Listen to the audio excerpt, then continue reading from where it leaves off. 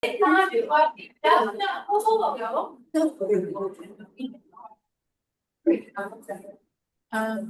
malam. Di sini kami akan mempresentasikan tentang OS unit PC dengan judul Smart Study Room System. Sebelum perkenalan, nama saya Hadinda Sofia Esti dan nama saya. Nama saya Zara Hafiza dengan NPP 5027241121. Boleh next. Jadi pertama mulai dari belakang. Jadi mahasiswa itu sering banget kesulitan mencari ruang belajar kosong. Dan juga informasi ketersediaan ruangan itu enggak secara real. Terus untuk sistem meetingnya itu juga biasanya masih manual dan juga membuat terorganisir dengan baik. Nah, karena itu dibutuhkanlah sistem yang real time, terus juga user dan juga efisien.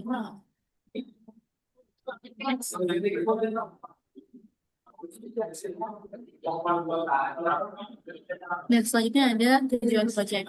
Ini tujuan kami kenapa mengambil Smart System Booking ini karena sistem booking ruangan berbasis GRC. Terus juga bahwa mengimplementasikan aplikasi antar service dan juga untuk bisa menyupport yang pertama dari request response, yang kedua dari streaming dengan real time update. Terus juga mensimulasikan sistem client server modern. Lalu ada sistem operasinya. Jadi bagaimana sistemnya itu sendiri? Jadi pertama, sistem itu terdiri dari beberapa layanan microservices, di mana klien itu bisa booking ruangan dan juga melihat ketersediaan ruangan yang available. Terus juga server itu bisa mengelola data ruangan dan akan memberikan update secara real time.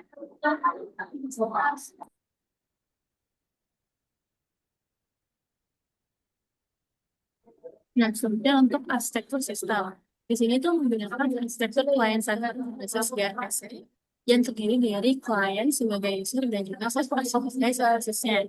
Nah, untuk sistemnya, flow-nya itu dari klien, dia akan mengirimkan ke GRS server, di mana GRS server ini tuh berisi ada service, room service, dan juga notification service.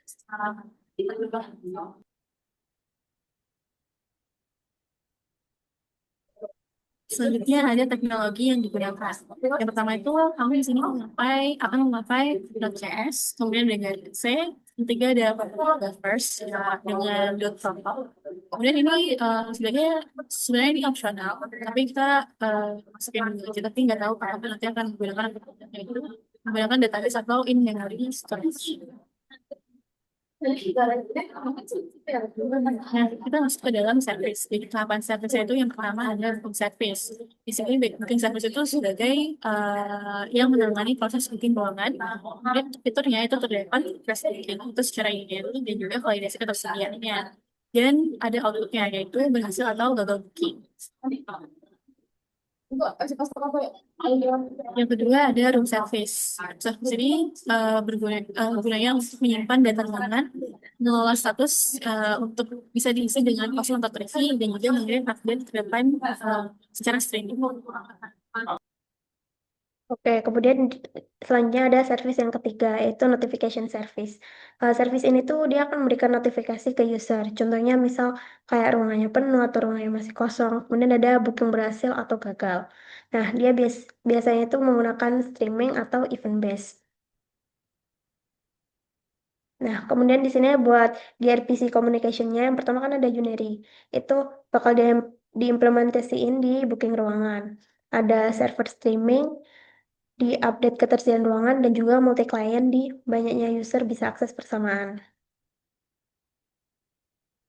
Nah, alur sistemnya sendiri, yang pertama, user akan request booking. Kemudian yang kedua, booking service bakal ngecek ke room service. Nah, jika tersedia, maka booking akan berhasil. Nah, kalau tidak, dia akan kirim notifikasi kalau misalnya bookingnya gagal. Kemudian yang kelima juga semua klien mendapat update real time.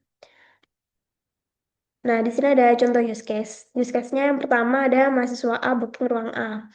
Yang kedua, mahasiswa B bisa melihat status berubah secara real time. Yang ketiga, jika penuh, sistem bakal kirim notifikasi. Nah, untuk error handlingnya tersendiri, Yang pertama ada ruangan nggak tersedia, kemudian yang kedua ada input tidak valid, dan yang ketiga ada server error. Contohnya kayak room is already booked, berarti ruangannya udah tidak tersedia atau full. Kemudian input tidak valid kayak contohnya invalid room ID. Nah, selanjutnya ada state management, dia menggunakan in-memory storage atau database. Kemudian yang kedua dia bakal nyimpen data ruangan sama status booking dan akan selalu update secara real time. Nah, kelebihan sistem ini sendiri, yang pertama dia akan update secara real time. Kemudian yang kedua, scalability atau microservice. Yang ketiga, dia efficient communication menggunakan gRPC. Dan juga dia multi-user support.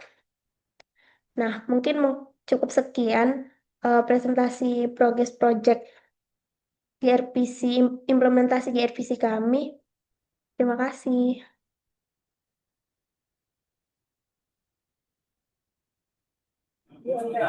Yay, sudah. Sebenarnya aku kan awalnya bingung ya kayak assignmentnya tuh gimana, terus kayak aku yang lain